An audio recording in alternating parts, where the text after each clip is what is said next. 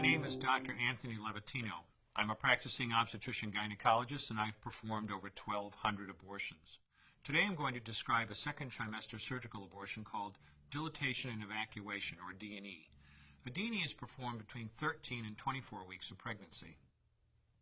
After administering anesthesia, the abortionist uses a weighted speculum, like this one, that opens the vagina widely. Because second trimester babies are so large, this greater access facilitates a late-term abortion. Late-term abortion requires that the cervix be prepared 24 to 48 hours in advance with laminaria. Laminaria is a type of sterilized seaweed that absorbs water over 8 to 12 hours and swells to several times its original diameter. Once removed, metal dilators can be used to further open the cervix as needed. Once the cervix has been stretched open, the suction tube is placed inside. A baby at 20 weeks gestation is as big as the length of my hand, from head to rump, not counting the legs. The suction machine is turned on, and pale yellow amniotic fluid surrounding the baby is suctioned out through the catheters. With babies this big, they don't fit through catheters this size. The baby's bones and skull are too strong to be torn apart by suction alone.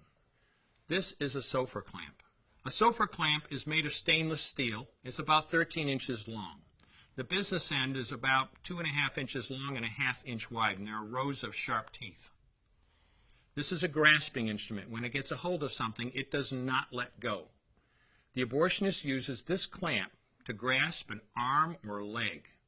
Once he has a firm grip, the abortionist pulls hard in order to tear the limb from the baby's body. One by one, the rest of the limbs are removed, along with the intestines, the spine, and the heart and lungs. Usually the most difficult part of the procedure is extracting the baby's head, which is about the size of a large plum at 20 weeks. The head is grasped and crushed. The abortionist knows he has crushed the skull when a white substance comes out of the cervix. This was the baby's brains. The abortionist then removes skull pieces.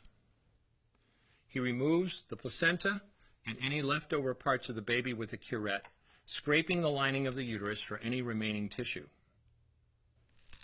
The abortionist then collects the baby parts and reassembles them to make sure that there are 2 arms, 2 legs, and all the pieces. Once all the parts have been accounted for, the abortion is complete. For the woman, this procedure carries a significant risk of major complications, including perforation or laceration of the uterus or cervix, with possible damage to the bowel, bladder, and other maternal organs. Infection and hemorrhage can also occur, which can even lead to death. Future pregnancies are also at greater risk for loss or premature delivery due to abortion-related trauma and injury to the cervix. As I mentioned at the beginning, I'm Dr. Anthony Levatino, and in the early part of my career as an OBGYN, I performed over 1,200 abortions. One day, after completing one of those abortions, I looked at the remains of a preborn child whose life I had ended, and all I could see was someone's son or daughter. I came to realize that killing a baby at any stage of pregnancy for any reason is wrong. I want you to know today, no matter where you're at or what you've done, you can change. Make a decision today to protect the preborn. Thank you for your time. I will no longer do any more abortions. When you finally figure out that killing a baby that big for money is wrong, that it doesn't take you too long to figure out it doesn't matter if the baby is this big or this big or this big or maybe even this big, it's all the same. And I haven't done any since then, and I never will.